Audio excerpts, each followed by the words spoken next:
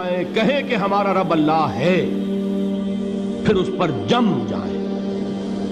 ان پر فرشتوں کا نزول ہوتا ہے، نہ کوئی غم کرو نہ خوف، خوشیاں مناؤ جنت کی جس کا تم سے وعدہ کیا گیا تھا۔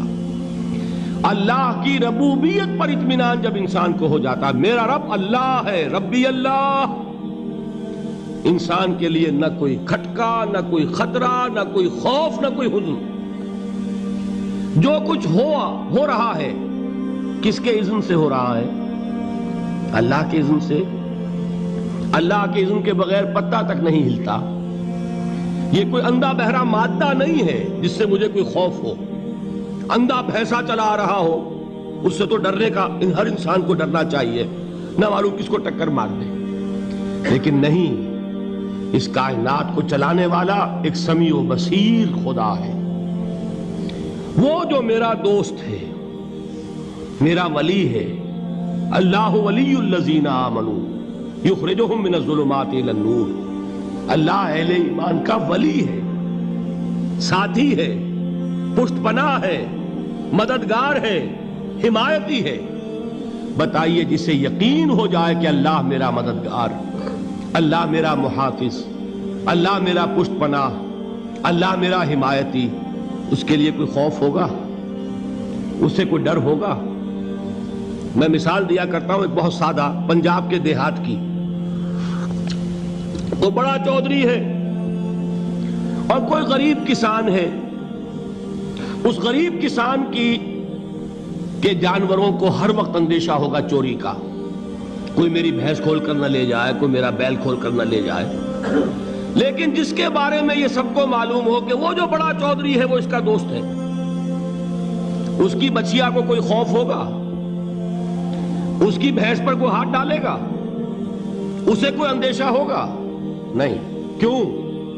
کہ وہ بڑا چودھری، بڑا اس کا یہاں کا سردار، جاگیردار، سب کو معلوم ہے وہ میرا دوست ہے، کوئی میرے خلاف اقدام نہیں کر سکتا۔ اس دنیا میں یہ چھوٹی سی بات اگر آپ کے دلی اطمینان اور سکون کا باعث بن سکتی ہے تو ذرا تصور کیجئے۔ میں لفظ تصور استعمال کروں گا صرف اس لیے کہ اس کا ہم جس کو کہتے ہیں ادراک اور شعور کر نہیں سکتے، اگر کے ساتھ کر سکتے۔ اگر یقین ہو کہ اللہ میرا مددگار اور یقین ہو کہ اللہ ہر آن میرے ساتھ ہے، پھر کوئی خوف؟ کس کا خوف؟ کوئی شے اللہ سے بالاتر ہے؟ کوئی قوت اس سے زیادہ طاقتور ہے؟ کوئی اس کے ارادے کو بدلنے والا ہے؟ کوئی اس کی مشیت کے آڑے آنے والا ہے؟ یہی بات ہے جو حضور نے فرمائی۔ یہ ایمان کا حاصل ہے لب لباب، کہ دیکھو اچھی طرح اس بات کو ذہن نشین کر لو، اگر تمام انسان مل کر تمہیں کوئی نقصان پہنچانا چاہے نہیں پہنچا سکتے، مگر جو کچھ اللہ نے لکھ دیا ہو، اور تمام انسان مل کر تمہیں کوئی نفع پہنچانا چاہے نہیں پہنچا سکتے، مگر وہ شے جو اللہ نے طے کر دی۔ آپ پھر میں کہوں گا ذرا طاری کیجئے، اسے فرض کیجئے، اسے سوچئے۔ اگر اس حدیث پر ہمارا دل ٹھکا ہوا ہو تو کسی سے ڈر ہوگا؟ یہ مجھے نقصان نہ پہنچا دے، یہ میری رپورٹ خراب نہ کر دے، یہ میری انکریمنٹ نہ رکوا دے، یہ میرا یہ نہ بگاڑ دے، یہ میرے یہ نقصان نہ پہنچا دے۔ اس کا ڈر، اس کا ڈر، اس کا خوف، اس کی خوشامد، اس کے لیے جا کر طرح طرح سے اپنی عزت نفس کو ذلیل کروانا اس کے سامنے، یہ سب کچھ کیوں کرتا ہے انسان؟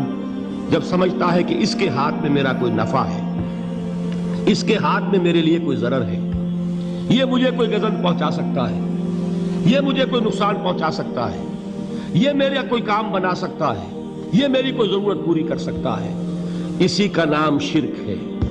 جہاں آپ نے یہ سمجھا کہ غیر اللہ کے اندر کوئی طاقت موجود ہے، وہی شرک ہے۔ بتوں سے تجھ کو امیدیں، خدا سے نو امیدی، مجھے بتا تو صحیح اور کافری کیا ہے؟ شرک تو یہ ہے جس پر بھی تمہیں یہ خیال ہے، کلمہ ہے یہ کلمہ سوم، لا حول ولا قوت الا باللہ۔ ذرا اس پر دل کو کبھی اگر آپ تصور کریں، پھر فرض کریں، دل ٹھک جائے اس پر، کوئی طاقت نہیں۔ یہی بات تھی جو شیخ عبد القادر جیلانی رحمۃ اللہ علیہ نے اپنی وصیت میں اپنے بچے سے کہی. 11ویں دینے والے ہیں، لیکن حضرت شیخ عبد القادر جیلانی کی وصیت اور تعلیمات کو کتنے لوگ ہیں تم جانتے ہو؟ یہ جن مقامات تک پہنچے ہیں وہ کس چیز کی بدولت پہنچے ہیں؟ انہوں نے جو پیغام دیا وہ کیا تھا؟ اے میرے بچے، جس طریقے سے قرآن مجید میں حضرت لقمان کی نصیحتیں جو ہے نقل کر دی گئی ہیں، میں یہ عرض کروں گا بالفرض اگر قرآن حضرت عبد القادر جیلانی کے بعد نازل ہوا ہوتا تو شیخ عبد القادر کی یہ نصیحتیں بھی قرآن میں درج ہوتی. اتنی اونچی نصیحتیں ہیں. اے میرے بچے، اس حقیقت کو ذہن نشین کر لے، لا فاعل فی الحقیقت ولا مؤثر الا اللہ. اس کائنات میں نہ کوئی فاعل حقیقی ہے نہ مؤثر حقیقی ہے سوائے اللہ کے. کسی شے میں کوئی تاثیر نہیں اگر اللہ نہ چاہے. آگ جلا نہیں سکتی اگر اللہ نہ چاہے. پانی ڈبو نہیں سکتا اگر اللہ نہ چاہے. زہر ہلاک نہیں کر سکتا اگر اللہ نہ چاہے. کوئی چیز فائدہ نہیں پہنچا سکتی اگر اللہ نہ چاہے. تو در در پہ کیوں سر جھکاتے ہو؟ در در پر کیوں جبیں سائی کرتے ہو؟ سب کے سامنے کیوں ہاتھ پھیلاتے ہو؟ ایک اللہ سے مانگو. ایک اللہ کے سامنے زمین پر اپنی جبین رکھو. لا فاعل فی الحقیقت ولا مؤثر الا اللہ. نظر آتا ہے ہمیں کہ پانی پیاس بجھا دیتا ہے. پیاس بجھانے کی صلاحیت پانی میں نہیں ہے، اللہ کے اذن سے. کھانا بھوک مٹا دیتا ہے. بھوک مٹانے کی صلاحیت کھانے میں نہیں ہے، اذن رب میں. دیکھیے یہی یقین تھا. حضرت موسیٰ علیہ السلام کا واقعہ یاد کیجئے. سامنے سمندر آ گیا ہے. قوم دیکھتی ہے پیچھے کہ گرد و غبار کا طوفان ہے. معلوم ہوا کہ فرعون اپنے لشکر سمیت آ گیا ہے. لشکر جب چلتا تھا تیز رفتاری کے ساتھ تو گرد و غبار کا جو طوفان اٹھتا تھا اس کا تصور کیجئے. اور لمحہ بلمحہ وہ قریب آ رہا ہے. پوری قوم نے کیا کہا؟ اے موسیٰ انا لمدرکون. اے موسیٰ ہم کو پکڑے گئے. قرآن مجید نے تو یہاں وہ باتیں نہیں لکھی ہے، لیکن تورات میں یہ درج ہے کہ بنی اسرائیل جھگڑنے لگے، دست و گریبان ہو گئے موسیٰ کے ساتھ. موسیٰ ہمیں یہاں مروایا لا کر، اس سے تو ہم ہی بہتر تھے.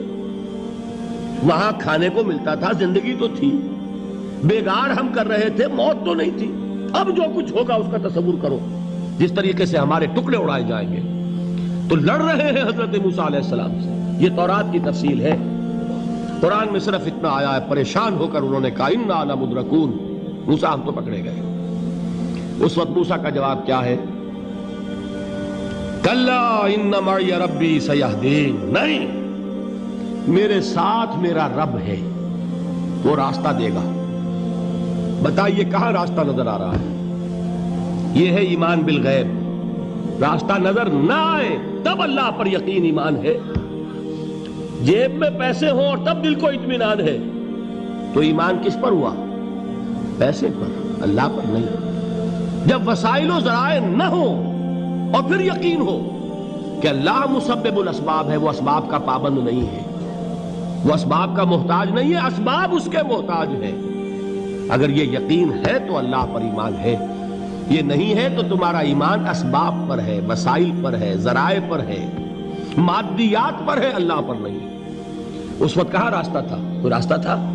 سمندر ہے اور ادھر سے لشکر آ گیا ہے. کلا ان معی ربی سیہدین. اب دیکھیے ایمان کہہ دینا آسان ہے، ہوا معکم اینما کنتم. جہاں کہیں بھی تم ہوتے ہو اللہ تمہارے ساتھ ہوتا ہے.